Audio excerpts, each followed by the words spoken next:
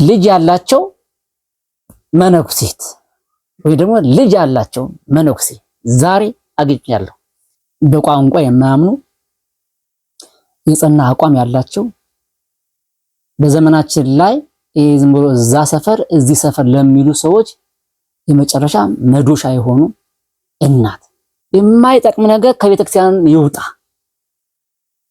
ለምሳሌ ምን ዘረኝነት፣ ስርቆት፣ ዘረፋ፣ አድሏዊነት ከቤተክርስቲያን ይውጣ ብለው ሽንጣቸውን ገትረው የሚከራከሩ ድንቅ እናት እንደዚህ ያለች ሴት አለች እንዴ በዘመን በዛውን በዚህ አድራይ ዘመን እየተገርሚያለሁ።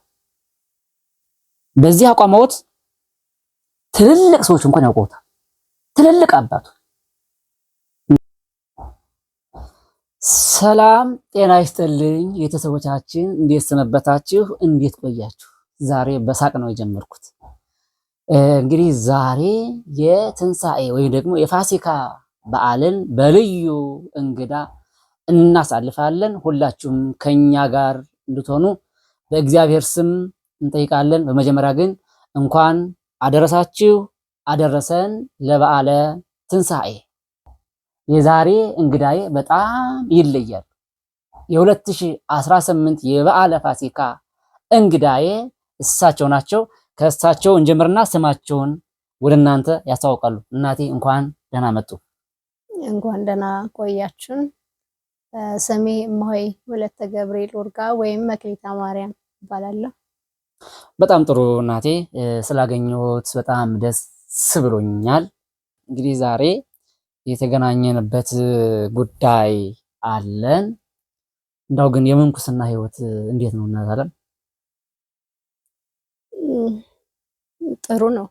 ያው እንዳያያዙ ነው። ያው ምንኩስና ጥሩ ነው፣ ለኖረበት ጥሩ ነው የምለው። ያው ቻሌንጅ ይኖረዋል።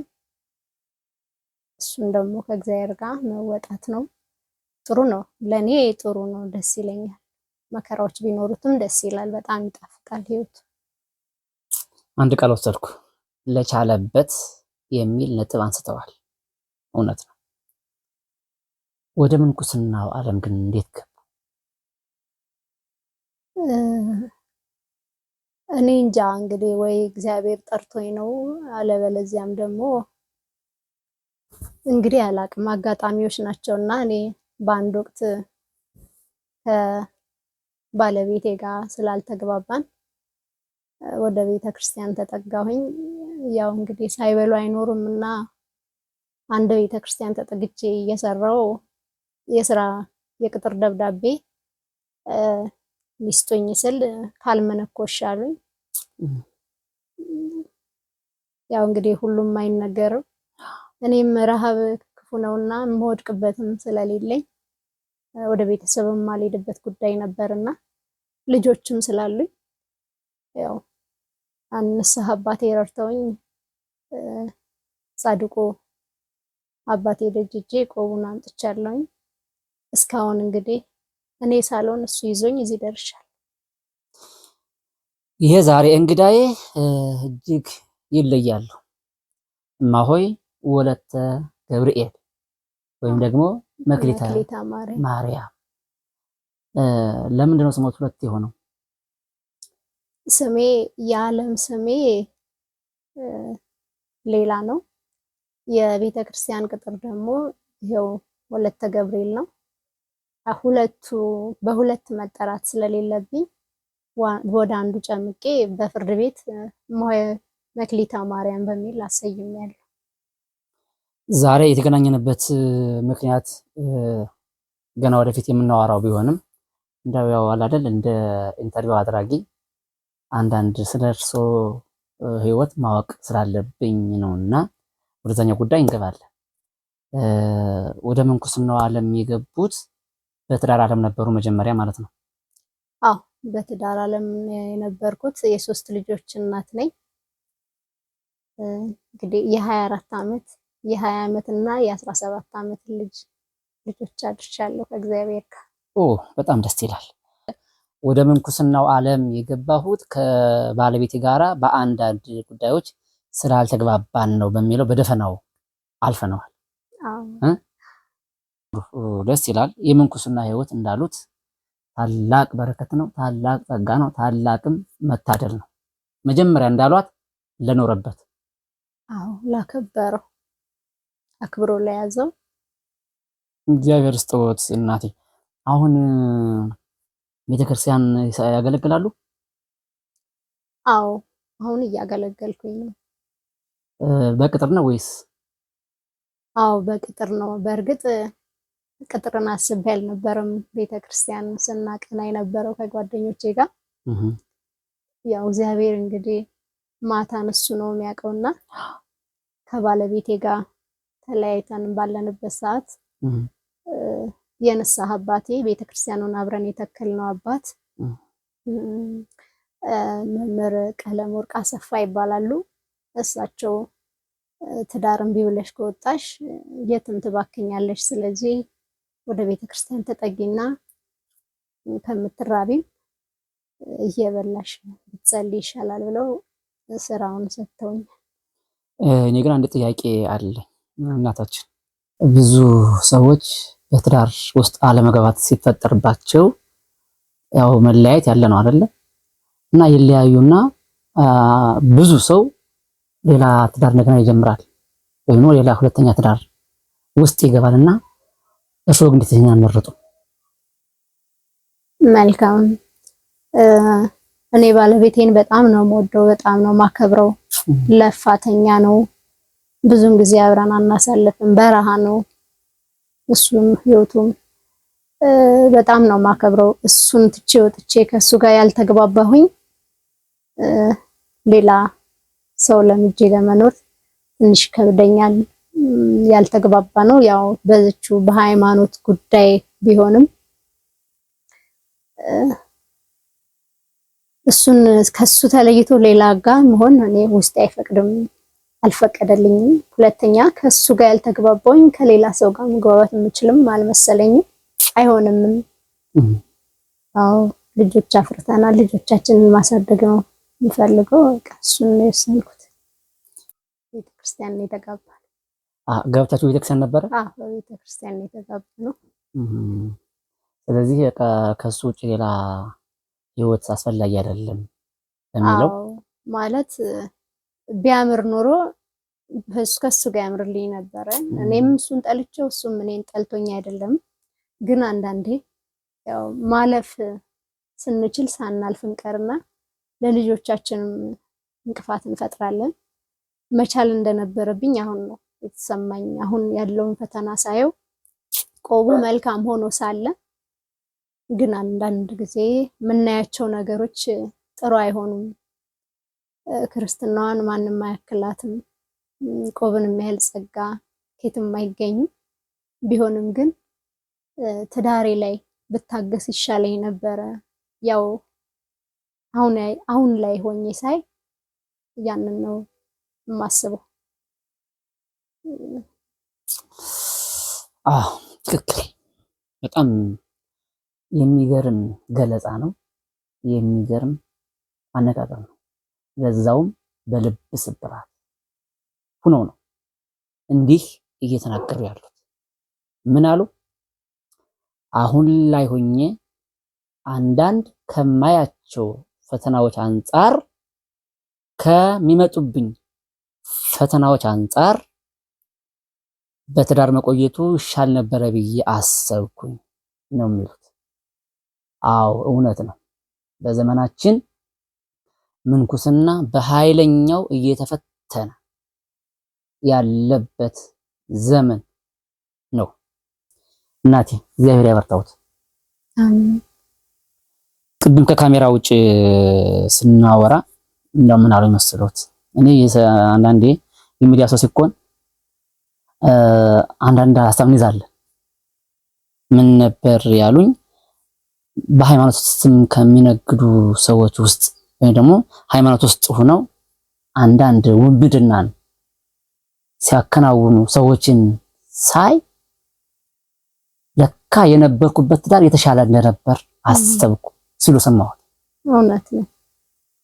በትክክል በሃይማኖት ስም የሚነግዱ ደግሞ የሃይማኖት ልብስ የለበሱ አንዳንድ አደገኛ ወንበዴዎች አሉ። የት? ቤተክርስቲያን ውስጥ። ይሄን ቤት ይቁጠሩ። አሁን ገለጽ አድርገውታል በሐሳብ። ይሄ ነው እንግዲህ አሁን ዛሬም ወደ እርሶ እየመጣ ያለው ፈተና እና አሁን ላይ ያሉበት ደብር የት ነው? ምን ይባላል? ቦሌ አራብሳ ደብረ ኃይል ቅዱስ ገብርኤል ቤተክርስቲያን። በጣም ጥሩ።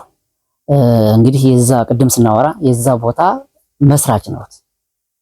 አዎ ብሎኛል። እስኪ እንደው ስለሱ እንዴት ነበር የተጀመረው? በነገራችን ላይ ትዳሬንም ማጣት ደረጃ የደረስኩት በዚሁ ስራ ላይ ነው። ማለት ቅጥረኛ ሁኜ ሳይሆን ቤተክርስቲያኑን የመሰረቱት መምህር ቀለመወርቅ አሰፋ፣ ይቅርታ የክብር ስማቸውን ስለማላውቀው ነው። እሳቸው ናቸውና የንስሐ አባታችን ነበሩ። ከፒያሳ ነው እየመጣን ስናቀና የነበረው ይሄንን ቦታ አሁን ያሉበትን። አዎ ና ዋሻም ነበረ። አሁን ተገንጥሎ በሌላ ሰዎች እየተመራ ወይም እያስተዳደሩት ነው ያሉት። ዋሻ ሲሉት እዛ ላይ የትኛው ማንም ባለ ዋሻ ቅድስት ሥላሴ እዛው ነው። በዛ ወደ ሰፈራ አደባባይ ወደዛ ወረድ ብሎ ነው። ኦኬ። ማለት ባለፈው አንድ ቦታ አይቼ ነበር እጅ በአጋጣሚ ገልጽሎኝ መድኃኒዓለም ይባላልና እዛ ነብር ገደል ነው እዛ ከሆነ ብዬ እሱ ጨርቆስ ነው። ይሄ ደግሞ ወደዚህ ወደ ሰፈራ አደባባይ ወረድ ብሎ ነው፣ ወደ ውስጥ ገባ ይላል። በጣም ጥሩ። እና እዛ እየመጣን ሁሉ ጊዜ እዚህ ነው በቃ ማሳለፈው። ማለት እኔ አሁን ባለው እድሜ ውስጥ 5 ቤተክርስቲያን ቆርቁሬ ያለው ከአባቶች ጋር ሆኜ በእኔ አይጠሩ እንጂ 5 ቤተክርስቲያን ነው። ይሄኛው ነው እንግዲህ 4ኛ ላይ የነበረው ይሄ ነው። ቀጠራለሁም ብዬም ጭራሽ ያው እግዚአብሔር ያውቀዋል። ጭራሽም ወጥቼም አላቅም ከቤቴ። ናች ሴቷ ልጄን አዝዬ ነው የመጨረሻው እሷ ነች። አሁን 17 ዓመቷ ነውና እሷን አዝዬ ነበር እየመጣሁ ከጓደኞቼ ጋር አሉኝ ጓደኞችና ከነሱ ጋር እየመጣን ባለን እግዚአብሔር ፈቅዶልን እንደው ኃጢያታችንን ሳይ እንገኝ ነበር እዚህ ቤተክርስቲያን ላይና አዎ መስራች ነኝ ለማለት ያክል ነው። ግን እቀጥራለሁ ብዬ አይደለም የመሰረትኩት። የክርስትና ግዴታዬን እየተወጣሁ ነው ነበር። ዞሮ ብዙ ለፍተዋል እዛ ቦታ ላይ። ምክንያቱም መስራች ላይ አንደኛ ቦታውን ማግኘት መጀመሪያው ላይ ነው ትልቁ ፈተና ነው። አዎ ቦታ ማስፈቀዱ ላይ አረ በደንብ እስከ መመታት ደርሰናል። እስከ መታሰርም ደርሰናል። ከአባቶች ጋር ሆነን ያው እነሱ ታሰሩ፣ እኛ ግን ከውጭ ሆነን ስንቃቀብለናል። በጣም ጥሩ። ስለዚህ እዛ ቦታ ላይ እርሶ መቀጠር በጣም ሲያንስ ነው አይደለም? እርሶ ቀርቶ እንደዚህ ለፉት ቀርቶ ደግሞ በትክክለኛው እምነት ላይ ያሉ እናት ቀርቶ ዝምሮ የማይጠቅም ሰው እንኳን እዛ ሲመደብ ነው ያለ። የት? ቤተክርስቲያን ውስጥ ማለት ነው። የማይጠቅም ማለት ሃይማኖቱን በትክክል በተግባር የማያራምዱ ሰዎች እንኳን እዛ ተቀጥረው እንጀራ እየበሉባት ነውና እርሶማ ተክለው ለፍተው ደግሞ በእምነቶት እጅግ በዘመኔ ካወኳቸው ትንሽ አባቶች መካከል እና እናቶች መካከል አንዷ እርሶ ነው። የዚችን ቤተክርስቲያን ስርዓትና ዶግማ ቀኖና ትምህርቷን ሳይሽራራ ለዛም ከሚጠበቀው በላይ የሆኑ ያሉ እናት እንደሆኑ አይቻለሁ። በእርግጥ እንደዚህ ያለው ነገር ላይነገር ያስፈልጋል። ምክንያቱም ይሄ የግል ብቃትዎት ነውና፣ ግን እንደው ያየሁት ነገር ደስ ስላለኝ ነውና የእርሶ መቀጠሩ መልካም ነው፣ ደስ ይላል። ስለዚህ አሁን ያሉት ምንድነው?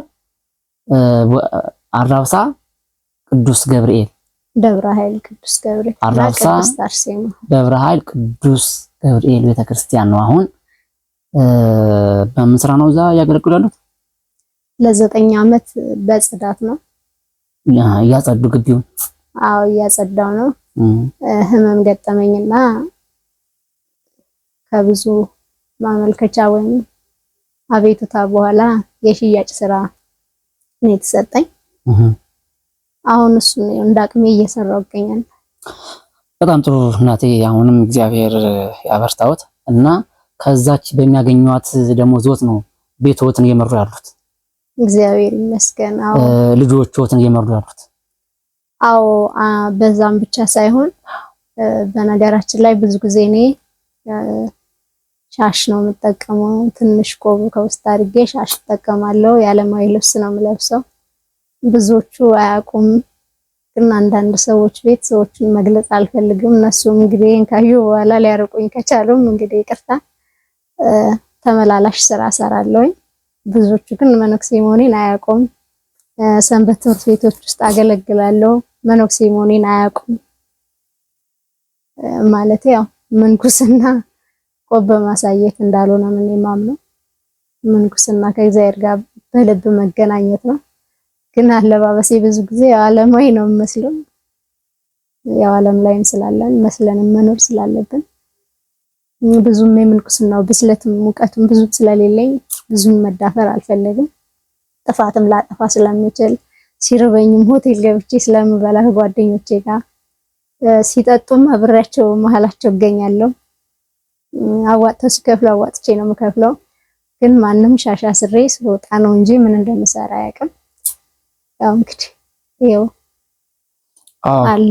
እዚህ ጋር በደንብ ይለይ። ቅድም ከካሜራ በፊት ስላወራንበት አውርተውኛል። በተለይ አጥቢያ ላይ ካሉት አገልጋዮች ጋራ በብዙ ነገር አንድ ላይ አብረን ነው ምሳም በየትኛውም አጋጣሚ ሆቴል ገብተን ከፈላን አብሬ ገብቼ አብረን ነው የምንቀጥለው። እና ብዙ ሰዎች ምናልባት እንደው እዛ አብረን ስንገባ ሰው እኔን የሚስለኝ እንደው እንደምጠጥ አይነትም ሊስል ይችላል ብሎኛል። ትክክል ነው። የኛ ሰው አንድ ሰው አብሮ ከታየ የሆነ ቦታ ላይ ከታየ ዝም ብሎ ታርጋ መለጠፍ ይወዳል። የእርሶ ግን ከዛ የተለየ ነው የተረዳሁት ማለት ነው። በጣም ከዛ የራቁ ሰው ነው። ይሄ እንደው ማን ይመሰክራል? አብሮት ያለው ሰው የሚያውቅ እና ፈጣሪ ሶስት አካል ያውቃል የእርሶን እውነታነት። ራስዎት ከጎኖት ያሉት ፈጣሪ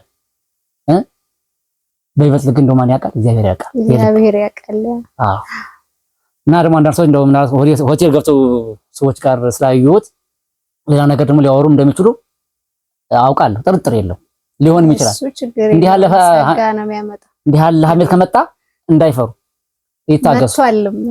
ብዙም እባላለሁ። አጋጥሞታል? በጣም ማለት ያውቃሉና አብሬ እንትን ቢራ ካዘዙ ቢራ አዛለሁ አብሬያቸው። እሺ እዛጅ ይለኛል። ያው ከጎን ያሉ ጓደኞች ያሉ በነገራችን ላይ በእድሜ እንኳን የሚመጡኝ አይደሉም። አብሬያቸው ትንሽ ነው ዳቆኖቹ ምኖቹ ነው አብሬ ሙሉ። ምክንያቱም አንዳንዶቹ ስራ ስለሚያገናኙኝ ሚስጥረኞቼ ናቸው። አንዳንዴ ደግሞ እጅግ አብዝቶ ይከፋኛል። ያኔ ከነሱ ጋር ስጫወት ስስቅ ቀለኛል። ብዙ ኃላፊነት አለብኝ እኔ እንደኛ የደረሱ ልጆች ነው ያስኩት። አሁን ምን ውስጥ ልክተታቸው ነው እየተጨነኩ ያለሁት። ትልቁም ቢመረቅ ይሄኛውም 12 ቢፈተን ምንድነው አሁን ያለው ነገር? እኔ ሰርቼ እኔ ብቻ ነው ወይ የሚል ውስጥ ያለና በፊት እንኳን ልጆች ስለነበሩ ምንም ብዙም አልጨነቅ። አሁን ግን ብዙ ጭንቀት አለብኝ። ልጆቼን ዝም ብዬ በትኜ እላለሁ እና ያ ስለሆነ ወርጄ ከነሱ ጋር ነው ሙለው። እነሱም ሚስጥራቸውን ያወሩኛል። ማህበራዊ ህይወት ላይም እንደው ከኔ በላይ ልጆቹ ቢጠየቁ ማንም ሰው ከወለደ ማንም አዘን ቢደርስበት ምንም ነገር ቢሆን ቀድሜ እደርሳለሁ። ምክንያቱም እኔ ዓለምን ስላየሁት በመናኸሪያ ውስጥም 4 አመት አሳልፌያለሁ። ገንዘብ ተቀባይም ሆኜ ሰርቻለሁ። ሹፍርናም ትንሽ ሞክሬያለሁና ያለውን ነገር ስለማቅ ያ ነገር ነው ስለሚናፍቀኝ ልጆቹ ጋር ሆናለሁ። ትንሽ የኔ ችግር እንደዚህ ትልልቅ ከሚባሉ አለቃ ጻፊ እንደዚህ ጋር ብዙም አልገጥምም። ምክንያቱም አልመጥናቸውም። እኔ ደቃቃ ነኝ። ማለት ለነሱ አልመጥንምና ምናልባት ከማወራውም ወሬ ከምጫወተውም ጨዋታ ለነሱ የሚመጥን አይሆንም ብዬ ስለማስብ ከትንንሾች ጋር ነው። ትንንሽ ስል በእድሜ ነው ያልኩት እና ከነሱ ጋር ነው ማሳልፈው። እነሱ ተገኝተው እንዶ ስለኔ ቢያስረዱ ደስ ይለኝ ነበርና ቢራም ሲያዙ አዛለሁ። የጠጡትን እኔ ጋር ያደርጉና የሙሉን ይወስዱታል። ላልዋሽ ግን ይሄ ሶፊ ማልታ ጠጣለሁ። ትንሽ የደም ችግር አለብኝ፣ ደም ማነስ። እንደዛም ነው ይዘውኝ የሚገቡትና ምንም ውስጥ አብሬያቸው ነው የምሆነው። ሲበሉ በላለሁ። አንዳንዴ ነው መበላው፣ ነው ብዙ ጊዜ አይበላልኝም። አዋጣው ሲከፍሉ ግን እኩል ነው የምከፍለው። እንዳልጠጣው እንዳልበላው በደንብ ያውቃሉ። እኩል ነው የምንከፍለው። ግን አንድም ቀን በዛ ከፍቶኝም ተሰምቶኝም ምንም አያውቅም። ደስ ብሎኝም የማደርገው ነገር ነው። ነገም የማደርገው ነገር ነው። በቃ ትልቆች አባቶች ጋር አልገጥምም አልችልም ማለት አቅሙም ስለሌለኝ ብቃቱም የለኝ። ከትንሾቹ ጋር ግን አብሬ ነው ማሳልፈው። ይሄ ስም ስለመጣም ተፈጥሮዬን ወዴት አደርገዋል። ታዲያ ያለነው እኮ ዓለም ላይ ነው። እርሶ ደግሞ የሚለዩት ከዘመናችን መነኮሳት የሚሉት ምንድነው? ልጆች አሉት። የልጆች እናት ነው። ልጆች እያሳደጉ ነው፣ እያስተምሩ ነው። አሳምረው እያስተማሩ እያሳደጉ ያሉ እናት ነው። ለዚህ ደግሞ ወጣቶቹ ዲያቆናት መቅረቡ ግዴታ ነው። የልጆቹት ጓደኛ ናቸው እና ከነሱ ጋር የሆነ ቦታ ላይ ቢታዩ ሰው ሊላል ይችላል፣ ግን የሚያቀሉት ራስዎትና ፈጣሪ ነው እና በዚህ ምንም የሚያስፈራ ነገር አይኖርም ብዬ አምናለሁ። ልጅ ያላቸው መነኩሴት ወይ ደግሞ ልጅ ያላቸው መነኩሴ ዛሬ አግኝቻለሁ። እናቴ እርሶ በጣም እድለኛ ነዎት። ምክንያቱም እርሶ በቃ ሁሉንም አይተውታል። በቃ የዚህን ዓለም ነገር ትዳሩንም አይተውታል። አሁን ደግሞ እኛውንም ይዘውታል። ስለዚህ የጎደለበት ነገር የለም። ደግሞ እርሱ አሁን የለፉ ያሉት እየደከሙም ያሉት ለነፍስዎትም ለስጋዎትም ነው። ለስጋዎት ልጆቹን እያሳደጉ ነው። ለነፍስዎት ደግሞ በሚገርም ሁኔታ እየኖሩበት ነው። እየኖሩ ብቻ አይደለም። በነገራችን ላይ እኚህ እናት በቋንቋ የማያምኑ የጸና አቋም ያላቸው በዘመናችን ላይ ዝም ብሎ እዛ ሰፈር እዚህ ሰፈር ለሚሉ ሰዎች የመጨረሻ መዶሻ የሆኑ እናት በየትኛው አቅጣጫ ስለስታቸው መጠየቅ ትችላላችሁ። ሰው ለምን ይገፋል? በተለይ ደግሞ በቋንቋ ምክንያት ለምን ይባረራል? ለምን ይገለላል? ብለው ብዙ ጊዜ ሲዋጉ የኖሩ አሁንም የሚታገሉ እዚህ ቤት ብዙ ሰዓት ቆይተናል ስናወራ፣ ብዙ ሰዓት ማለት ነው። ስለ እርሱ የግል ህይወት በጣም ወደኋላ የመጡበትን ሲነግሩኝ እንደዚህ ያለ ሰውም አለ እንዴ በዚህ ዘመን? እንደዚህ ያለች ሴት አለች እንዴ በዚህ ዘመን? በዛውም በዚህ አድራይ ዘመን ብዬ ተገርሜያለሁ። በዚህ አቋማዎት ትልልቅ ሰዎች እንኳን ያውቁታል።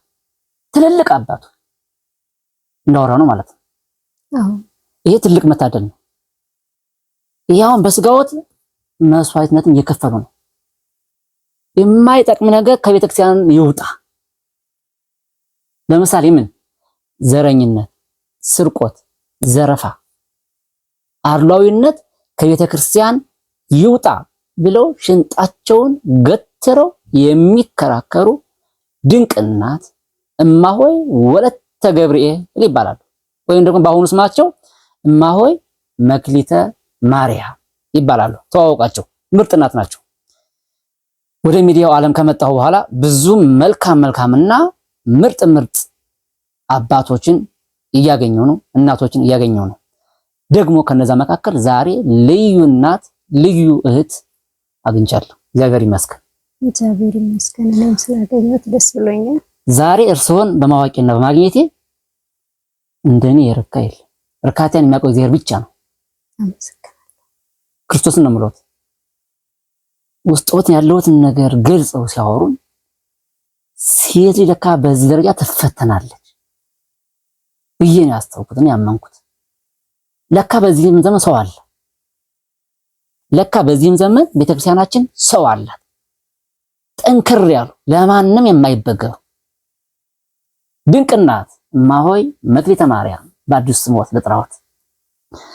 አሁን እስኪ ወደ መጣንበት ጉዳይ እንግባ እናቴ። እሺ። እና ዛሬ እንዳገኘሁት የፈለኩበት ምክንያት አለ። ምንድነው እሱም አሁን ከሚያገለግሉበት ቦታ ወደ 14 ዓመት አካባቢ ነው አይደል የሚሆነው ቤተክርስቲያኑ ከተመሰረተ 13 ጨርሰን 14 ይዘን 14 ዓመት ካገለግሉበት ቤተክርስቲያን ያለምንም ጥፋት ያለምንም ጉዳት ወይም ደግሞ ያለምንም እንከን ያገለገሉ ባሉበት አጥቢያ ላይ ሳያስቡት ሳያልሙት ድንገት ከዚህ ቦታ ተነስተዋል ተቀይረዋል ተባለ። ይሄ ማለት ደግሞ ቦሌ አራብሳ ደብረ ኃይል ቅዱስ ገብርኤል ማለት ለእርሶ እንደ ልጅም እንደ ወንድምም እንደ አባትም ነው። አዎ ለምን ካሉ ብዙ ዋጋ ተከፍሎበታል እዛ ቦታ ላይ ልክ እንደ ልጆችዎት ማለት ነው። እውነት ነው። እና እንዲህ እያደረጉ በመጡበት ሁኔታ ላይ ዛሬ ደግሞ ድንገት ሳያስቡት ወዳልጠበቁት ቦታ ተቀይረዋል ሲባሉ በጣም ያሳዝናል። እና በዚህ ጉዳይ እየተነሳ ነው እንደው ላገኘ እፈልጋለሁ ያሉ አይደለ? እውነት ነው። እንደውስ መጀመሪያ እንደው እዚህ ላይ ምን ተሰማው? መጀመሪያ እንደው እስኪ